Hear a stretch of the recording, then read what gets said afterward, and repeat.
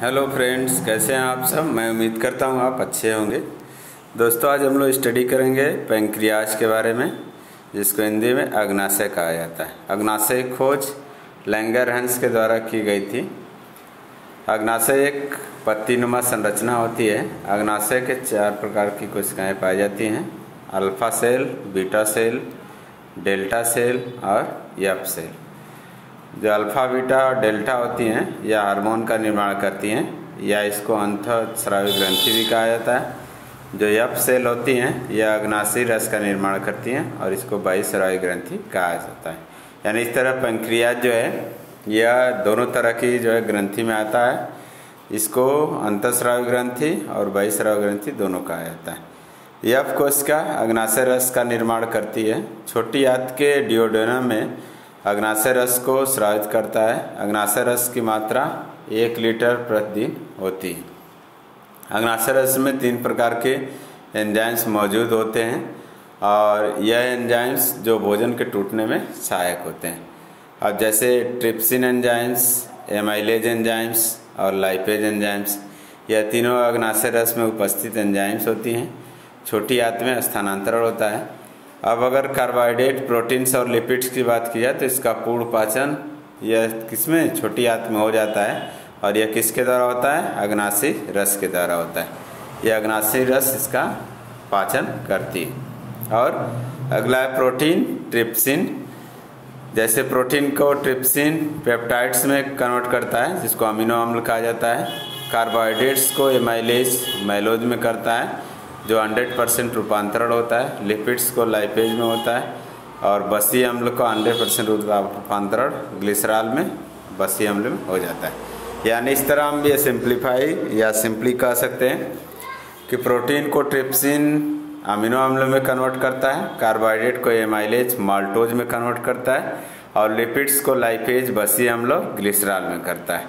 अब छोटी आंत में उसके जो इनर ग्रोथ होते हैं उसको विलाई कहा जाता है और यह विलाई जो होता है वह सरफेस एरिया प्रोवाइड करता है। और इसके वजह से क्या होता है, जो प्रोटीन या जो कार्बोहाइड्रेट या जो फैट होते हैं इनके पाचन के बाद जो सिंपलर सब्सटेंस होते हैं उसको यह एब्जॉर्ब करता है।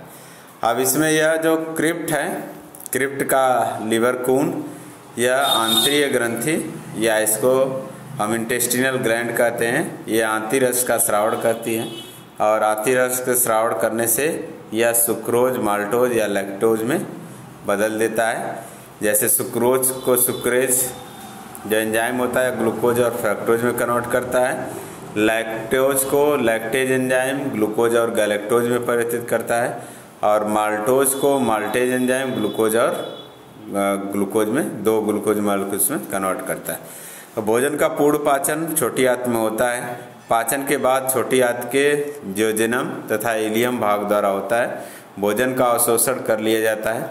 भोजन का अधिकतम अवशोषण इलियम में होता है। अवशोषण के बाद हमें निम्न पदार्थ प्राप्त होता है: अमीनो अम्ल, बसीय अम्ल, ग्लूकोज, ग्लिसरॉल, फ्रक्टोज, गैलेक्टोज। ये रुधिर में स्थानांतरित हो जाते हैं।